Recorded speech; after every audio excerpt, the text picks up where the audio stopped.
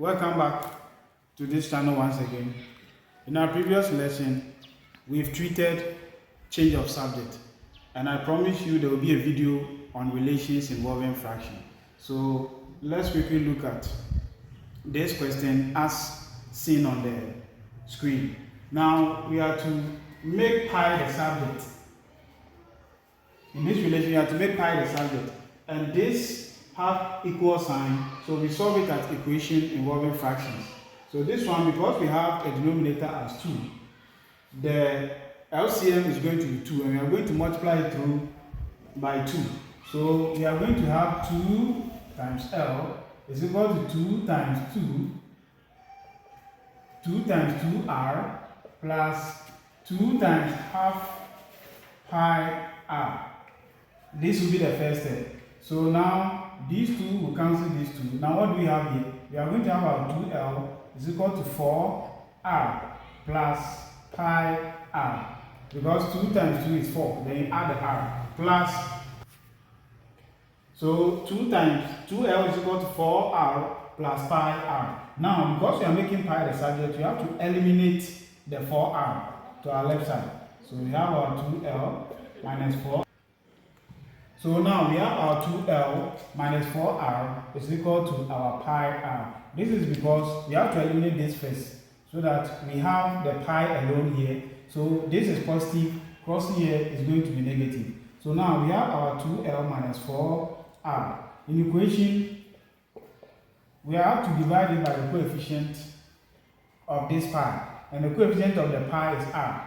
So we divide both sides by R. Here to by R. So now this cancels this. Now we have our 2L minus 4R all over R is equal to pi. Or we can also say that pi will be equal to 2L minus 4R all over R. Now in this case, because they are sharing a common numerator, we can also have our 2L over R minus 4R over R. Now our pi will now give us 2L over R minus this R will cancel this R minus 4 as our final answer. So to make pi the subject, we can have this as our final answer. So let's take another question on relations involving fractions. Yes, in this question too, say given that R is equal to half bracket open A plus B bracket close K. Find K in terms of R, A, and B. Here we have to make K the subject. The same fraction here too. Now what you have to understand is that now the expressions on my left side here, the R is standing alone, is equal to, now this half, there's no sign in the middle here, multiplying the bracket, and the K2 is multiplying the bracket. So we see them as two elements here. So you just multiply your LCM 2 by this, then 2 by half into bracket A plus B, K. Now this one will give us 2R is equal to this, take this. Now we have 1. So now we have our 1 bracket open A plus B, K. So which is the same as 2R is equal to 1 multiplying the element in the bracket will still give you A plus B or K. This one we are making K the subject. And simply the 2R having A plus B or K, we can simply divide both sides by A plus B to get the K alone. So we can have our 2R is equal to A plus B. So we can have A plus B.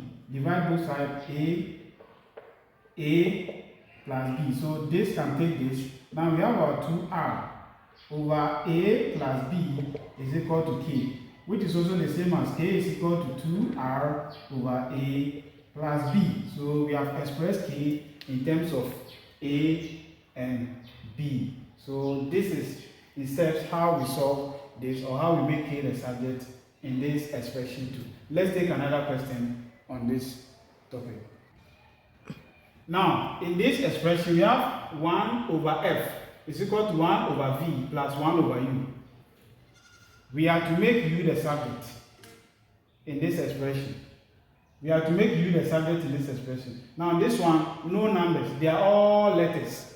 So in this one, that LCM is going to be FVU. All the three alphabets is going to be the LCM. So we are going to have FVU times 1 over F is equal to FVU times 1 over V plus FVU times 1 over U. This is going to be the LCM. Now, in the next term or in the next step, what we have to do is we have to cross out. So we have FVU times 1 over FVU times 1 over V plus FVU times 1 over U.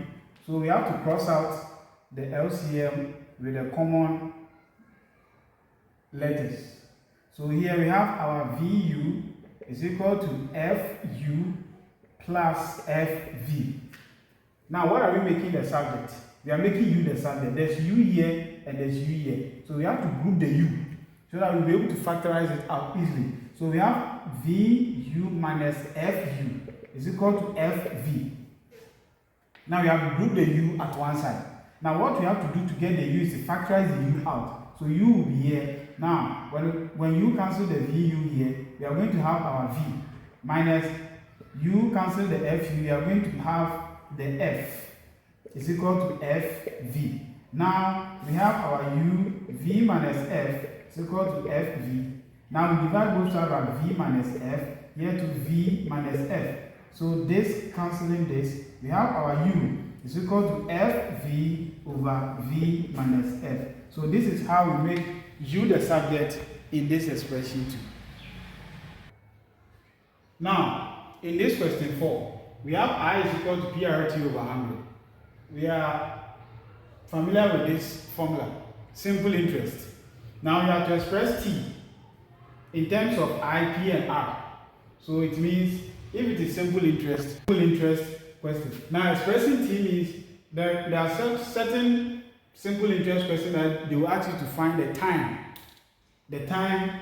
in the given question. So let's make T the subject here so that in case you are being asked to find the time, you can easily change the subject. So here, as you see, the fraction, we have only 100.